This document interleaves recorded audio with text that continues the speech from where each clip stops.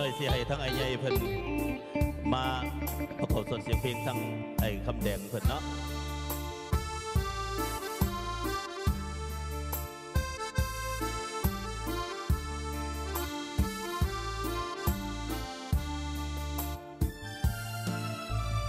ทางสาวเก่าสบายดีบ่มาพอพบหน้าคนเคยหากันอยู่ดีมีแฮงอยู่บ่แต่เฮาห่างกันเรื่องความสัมพันธ์เจ้ากับยิ่งหาจังได้ลาบเลื่อนอยู่บ่คือบ่ตอนหากับอายเขาเป็นผู้สาวสปอร์ตอยู่บ่เรื่องใจเงินคำที่หาให้เจ้าอยู่บ่เก็บไว้เป็นได้นิสัยอย่าเมาใจดีอยู่บ่คิดนำในใจไอ้ยังหักเจ้าบ่ถือเรื่องเก่าผ่านมาบ่ดีต่อตามข่าวได้ยินดีใจน้ำเจ้าหลายน้องเดี๋ยวนี้พวมจอหมอเจ้าสิเป็นแม่คนถามสบายบ่สาวเก่าเรื่องระหว่างเฮาลืมบอกความหลังห่างโดนดีใจน้ำเด้อสมหวังหักเจ้าสองคนให้ยืนยาวโดนบายบายสาวเขาไอ้ละเอา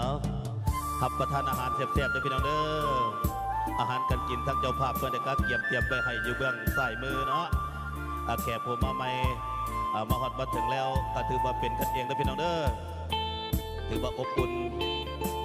ขอบอกขอบหอขอบอกขอบใจตามทัพเจ้าภาพเพิ่นมาแล้วมันขอบใจ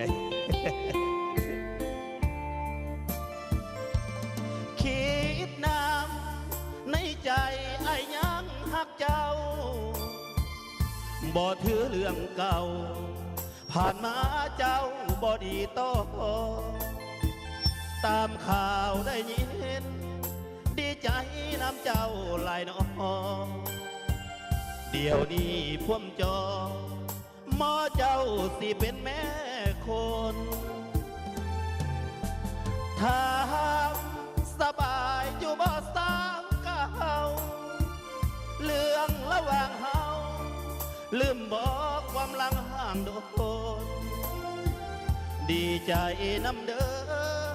สมหวังหักเจ้าสองคนให้ยืนยาวโดน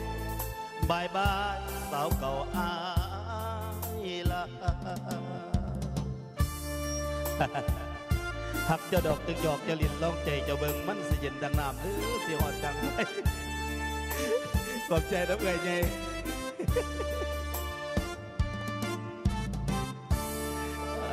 ส่วน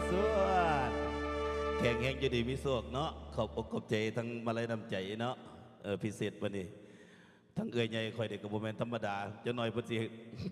กับอ้ายพูดละครึ่งเพลงว่าสุดไอ้เสือดคอยเนาะเอามอบนาทีกับจันบุญคำต่อเด้อเนาะนำหน้าพระทางกรมหลวงกุศลก่อนเอาเป็นไตเติ้ลก่อนจักหน่อยจังว่ากันนะพี่น้องเนาะแขกเขากับตะย้อยกันมากอวยใส่ให้พรนี่แหละฮิต12กอง14ประเพณีลาวเพิ่นว่าไปพุ่นกินป่ามาพี่กินเข่าเนาะความหักความแพงบ่ขาดตกบกพร่องเป็นนิสัยใจจริงของคนลาวเขาแท้ๆระว่าศาสนาสุขีลำรวยเอามอบนาทีกับจันบุญคำเพิ่น